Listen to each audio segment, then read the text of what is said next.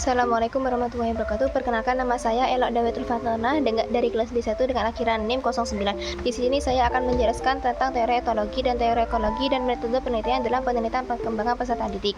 Di sini teori etologi, pengaruh biologi pada perkembangan perilaku manusia. Konrad Lorenz mendalami teori ini sangat menekankan bahwa perilaku sangat dipengaruhi oleh biologi terkait dengan evolusi dan dijadikan oleh periode kritis atau sensitif.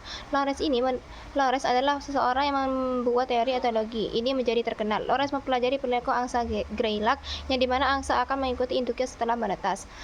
Dalam eksperimennya yang luar biasa ini, Lorenz memisahkan telur yang telah diletakkan oleh angsa tersebut menjadi dua kelompok. Kelompok pertama ialah angsa yang ditetaskan oleh induknya seperti yang sudah diperkirakan. Mereka mengikuti induknya kemanapun mereka pergi. Dan dalam kelompok kedua ialah telur yang ditaruh oleh Lorenz di inkubator dan waktu menetas itu yang dilihat pertama itu adalah Lorenz, yang dimana angsa tersebut mengikuti Lorenz kemanapun dia pergi. Dalam kedua proses angsa tersebut, Lorenz menyebutnya sebagai imprinting pembelajaran yang cepat dan bersifat bawaan dalam periode waktu yang terbatas dan kritis. Pengaruh kelekatan pada pengasuh dalam perkembangan manusia menurut teori etologi John Bow. Contoh dalam proses perkembangan anak yang diasuh oleh suster selama 1 tahun. Pertama, kehidupan memiliki konsekuensi penting sepanjang rentang hidupnya. Dalam pandangannya, jika keterikatan ini positif, anak dan aman, bayi kemungkinan akan berkembang secara positif. Kalau sebaliknya itu negatif, maka anak akan mengikutinya sebagai negatif.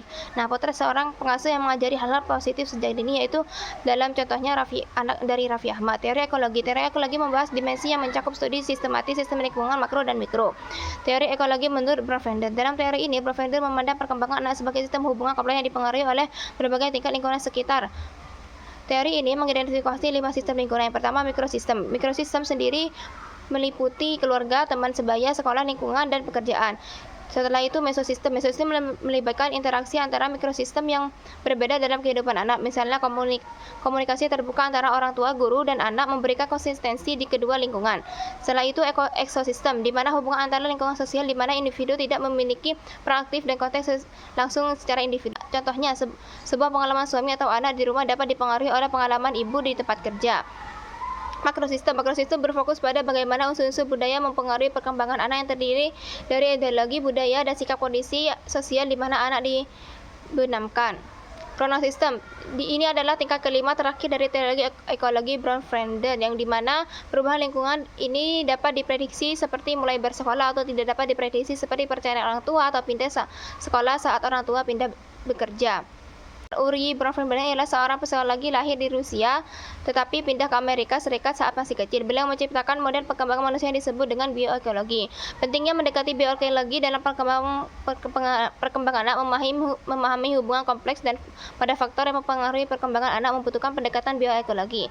Kontribusi Brofender dalam perkembangan anak. Brofender menunjukkan betapa pentingnya melihat bagaimana lingkungan khususnya rumah dan keluarga mempengaruhi perkembangan anak. Ia menunjukkan bahwa interaksi antara anak dan keluarga berdampak besar pada perkembangan anak. Terima kasih, sekian dari saya. Wassalamualaikum warahmatullahi wabarakatuh.